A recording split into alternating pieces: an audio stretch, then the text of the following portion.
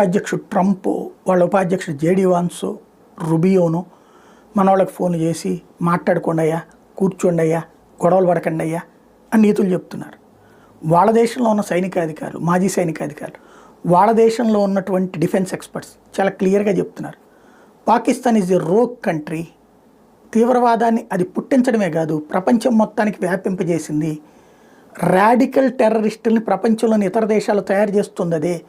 వీళ్ళ భావజాలం ఆఫ్ఘనిస్తాన్కి, ఇరాన్కి వీళ్ళందరూ ఒకటే భావజాలంతో సృష్టిస్తున్నటువంటి శక్తులు ప్రపంచవ్యాప్తంగా వాళ్ళ అమెరికాకైనా ప్యారిస్కైనా అన్నిటికీ ఆ సమస్య తయారవుతుంది.